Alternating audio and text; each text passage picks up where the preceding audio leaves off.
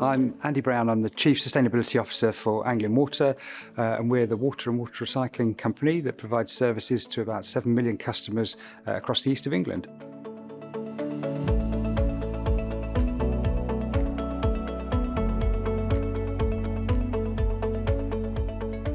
So Anglian Water changed our Articles of Association back in 2019, and in doing that, we kind of embedded an environmental and social purpose into the company.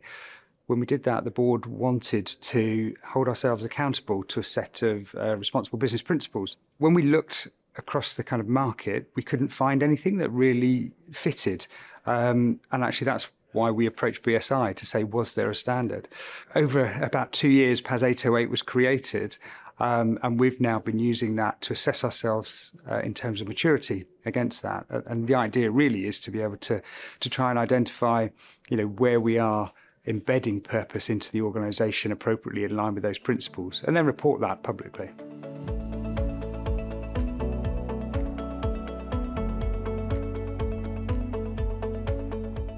One of the first things we did with PAS-808 was to do a self-assessment. So taking the 7 principles and all the behaviours and sub-behaviours, and really trying to find where those surfaced within the company or didn't surface.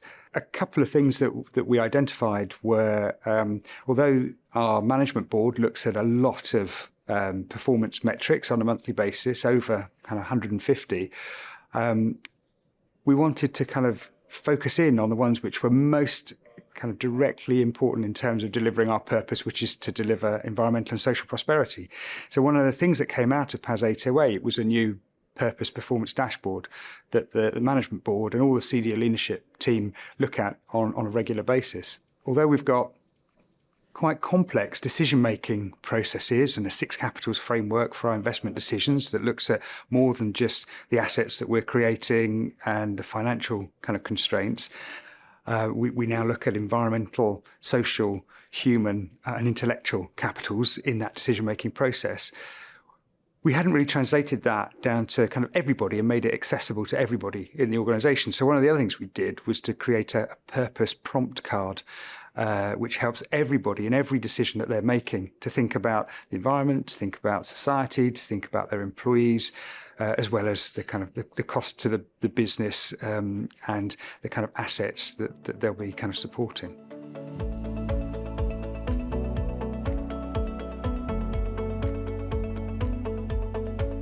Adopting PAS-808 and before that, really embedding the purpose into the organisation has helped everyone in the company understand that kind of line of sight between the job that they may be doing in whatever part of the business, whether that's an operational part, whether that's working in an enabling function like HR or in finances, to kind of connect into delivering environmental and social prosperity for the region that we serve.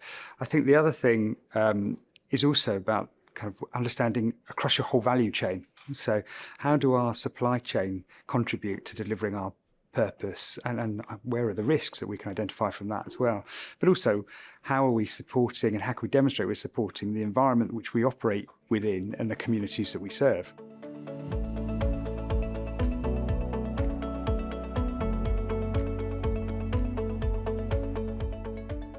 A number of things came out of kind of assessing ourselves and then bringing BSI in to verify that assessment and to do a full audit across the business.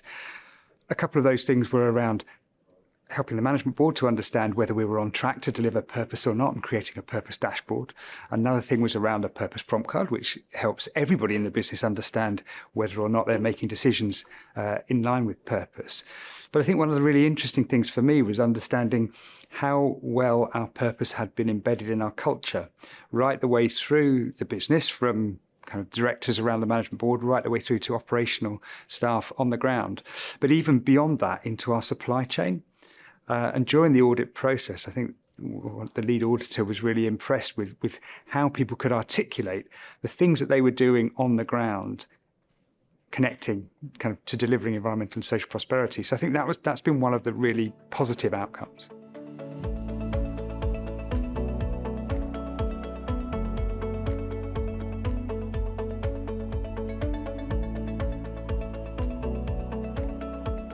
I think one of the issues that we came across was that PAS 808 is written in quite technical language. And it's okay for those of us who work in sustainability and purpose on a daily basis to understand that. But it wasn't as easy for people in an operational role to really kind of understand the nuance. So one of the ways of overcoming that hurdle was kind of creating an interpretation for all of our staff about, okay, so how did each principle kind of translate into an Anglian water context? How did the behaviours translate to the behaviours that we promote kind of within our organisation? So when we went through the assessment process and when we were being audited, and we were audited from kind of CEO right the way down through every department, we helped kind of produce a bit of a translation tool for our staff. And we weren't expecting them to be able to quote clause in the kind of academic kind of language, but to be able to talk honestly and openly about how the essence of that principle or that behaviour surfaced and was lived in the area of work that they were responsible for.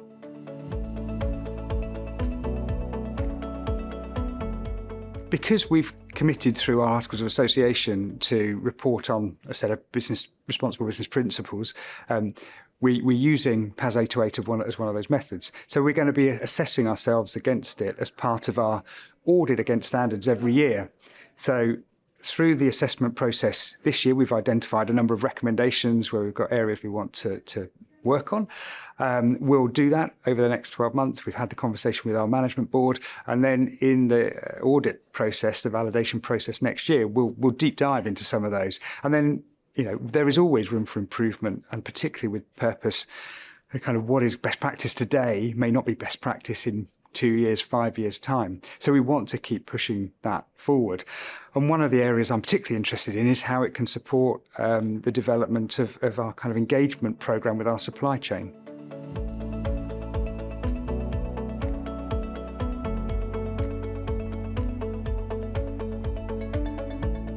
One of the great things about PAS 808, it can be used in lots of different ways. So we are fairly mature in terms of purpose, and we've legally embedded it within our constitution. But PAS 808 can be used to kind of start your purpose journey, to be used as a framework to examine the way your business or whatever the type of organisation you've got is currently operating, and create an environmental and social purpose along the lines of the framework. Or you can use it if you have got your purpose, your approach to sustainability already established. You can deep dive and test elements against it which are most material to you. Or if you think you've got it completely right, then you can do a kind of full assessment against it. And for us, that really showed up a number of areas where we wanted to do more work. We wanted to create greater improvements. What piece of advice would I give?